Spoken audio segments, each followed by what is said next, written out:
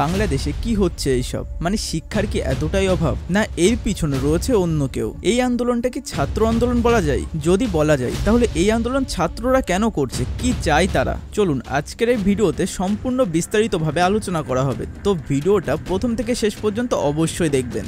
চলুন তাহলে শুরু থেকে শুরু করা যাক। 1947 সালে যখন ভারত বিভাজন হয় তখন দুটো স্বতন্ত্র রাষ্ট্রের জন্ম হয়, একটি আমাদের ভারত এবং অন্যটি পাকিস্তান। এই পাকিস্তানের আবার দুটো অংশ ছিল, একটি পূর্ব পাকিস্তান যা আজকের বাংলাদেশ এবং অন্যটি পশ্চিম পাকিস্তান যা বর্তমান পাকিস্তান। শুরু থেকেই পশ্চিম পাকিস্তানের হাতে শাসনভার ছিল, যার ফলস্বরূপ পূর্ব পাকিস্তানকে অনেক অবহেলা সহ্য করতে হয়। পূর্ব পাকিস্তান থেকে আমদানি বেশি হওয়া সত্ত্বেও দেশের সমস্ত টাকা পশ্চিম পাকিস্তানে খরচ করা হতো, যার ফলে পূর্ব পাকিস্তানের থেকে পশ্চিম পাকিস্তান আরো বেশি উন্নত হতে থাকে। পূর্ব পাকিস্তান থেকে অনেক আন্দোলন শুরু হয়, কিন্তু সমস্ত আন্দোলনকে পশ্চিম পাকিস্তান কমিয়ে দেয়। তারপর আসে গল্পের নতুন মোড়, মানে 1970 খ্রিস্টাব্দের ডিসেম্বর মাসে যখন পাকিস্তানে প্রথম ভোট হয় এবং এই ভোটের ফল পুরো পাকিস্তানের ভিতকে নাড়িয়ে দেয়। অর্থাৎ এই ভোটে জয়ী হয় পূর্ব পাকিস্তানের এক সক্রিয় দল আওয়ামী লীগ, যার প্রধান নেতা ছিলেন শেখ মুজিবুর রহমান। কিন্তু পশ্চিম পাকিস্তানের সমর্থকরা শেখ মুজিবুর রহমানকে বদলে তাদের নিজেদের লোক নুরুল উদ্দিনকে অধিকার দেয় শাসন করার,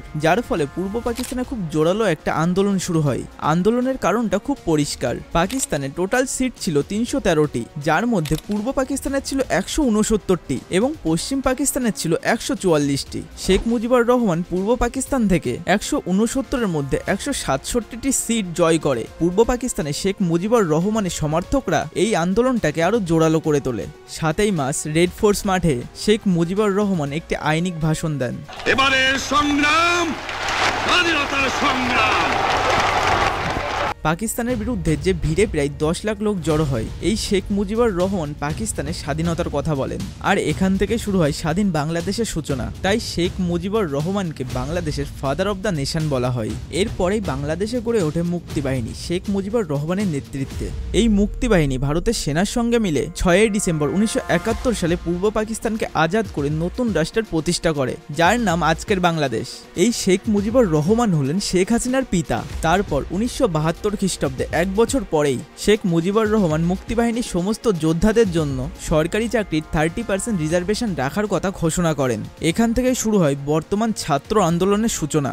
আজকের বাংলাদেশের ছাত্র আন্দোলনের মূল কারণটা হচ্ছে এই রিজার্ভেশন, অর্থাৎ ছাত্রদের লড়াই এই কোটা সিস্টেমের বিরুদ্ধে। বাংলাদেশের কোটা সিস্টেমে 100%-এর 56 শুধুমাত্র কাস্ট এবং ফ্রিডম ফাইটারদের জন্য, মানে মুক্তিবাহিনীর সেনাদের জন্য, আর বাকি 44% ম্যারিটের ভিত্তিতে। আর এই 56%-এর মধ্যে 30% হলো শুধুমাত্র মুক্তিবাহিনী সেনাদের জন্য, 10% মহিলাদের জন্য, আর 10% হলো পিছিয়ে পড়ে থাকা জেলার মানুষদের জন্য, 5% হলো মাইনরিটিসদের জন্য, বাকি 1% হলো ফিজিক্যাল ভাবে অক্ষম ব্যক্তিদের জন্য।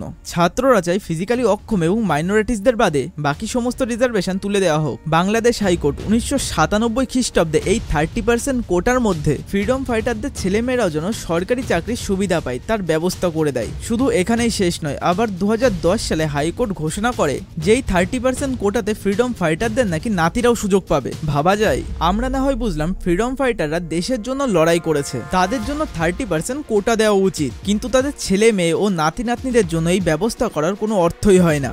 এই নিয়ে শুরু হয় ছাত্র আন্দোলন। 2013-2012 সালে এই আন্দোলনের প্রভাব দেখা যায় বাংলাদেশে। ফেব্রুয়ারি মাসে 2018 সালের ছাত্ররা সরকারের কাছে প্রস্তাব রাখে এই কোটা তুলে নেওয়ার জন্য। আন্দোলনের প্রভাব দেখে সরকার অক্টোবর মাসে 2018 সালে বাংলাদেশের প্রধানমন্ত্রী শেখ হাসিনার নির্দেশে এই কোটা ফার্স্ট ক্লাস এবং সেকেন্ড ক্লাস চাকরির জন্য তুলে নেওয়া হয়। এখানেই ঝামেলাটা শেষ হয়ে যেত যদি না ফ্রিডম ফাইটারদের ছেলে মেয়ে 2021 সালে সরকারের কাছে আবার আবেদন করে এই কোটা চালু করার জন্য, এবং সরকার তাদের প্রস্তাব মেনে নেয় 5ই জুন 2024 সালে। এই কোটা আবার শুরু হয় হাইকোর্টের নির্দেশে, যার ফলে ছাত্র আন্দোলন আবার শুরু হয় বাংলাদেশের অপোজিশন পার্টির সঙ্গে, অর্থাৎ বিএনপি, বাংলাদেশ ন্যাশনালিস্ট পার্টি। আর আমরা সবাই জানি যে এই আন্দোলন পরে কতটা ভয়ানক হয়। প্রথম দিকে এই আন্দোলন দমন করার জন্য প্রায় 7000 মিলিটারি এবং টায়ার গ্যাস, রাবার বুলেট এবং সাউন্ড গ্রানাইট ব্যবহার করা হয়, এমনকি মিলিটারি ট্যাঙ্কও ব্যবহার করা হয়। পরে যখন আন্দোলন অনেক ভয়ানক আকার ধারণ করে, শেখ হাসিনার নির্দেশে আন্দোলনকারীদের দেখা মাত্র শুট অ্যাট সাইট অর্ডারের নির্দেশ দেয়, যার ফলে অনেক নিহত মানুষ মারা যায় যারা আদেও কোনো ছাত্র নয়। বাংলাদেশের পুলিশ, মিলিটারি এমনকি সরকারও সাধারণ মানুষের উপর অস্বাভাবিক আচরণ করতে শুরু করে। পশু পাখির মতো মানুষকেও মারা হয়, চারিদিকে আগুন আর মৃতদেহ। তারপর আসে সেই দিন যখন বাংলাদেশের মানুষ প্রধানমন্ত্রীর বাড়িতে আক্রমণ করে, মানে 5ই আগস্ট, এবং প্রধানমন্ত্রীকে পালিয়ে যেতে বাধ্য করেন। শেখ হাসিনা তার বোনের সঙ্গে মিলিটারি হেলিকপ্টারের সাহায্যে ভারতে প্রবেশ করেন, যেখানে তিনি প্রথম অজিত দেওলের সঙ্গে সাক্ষাৎ করেন। বর্তমানে তিনি এখন ভারতেই আছেন। একজন প্রধানমন্ত্রী হয়ে দেশবাসীদের বিরুদ্ধে এইরকম নির্মম অত্যাচার করা কি একটা প্রধানমন্ত্রীকে শোভা দেয়? আর বাংলাদেশকে নিয়ে আপনার কি মতামত সেটা কমেন্ট বক্সে কিন্তু লিখতে ভুলবেন না। বাংলাদেশের ওপর আর কোন টপিকে ভিডিও পেতে চান অবশ্যই জানাবেন। তার সাথে ভিডিওটি ভালো লাগলে অবশ্যই লাইক, শেয়ার, সাবস্ক্রাইব করতে ভুলবেন না।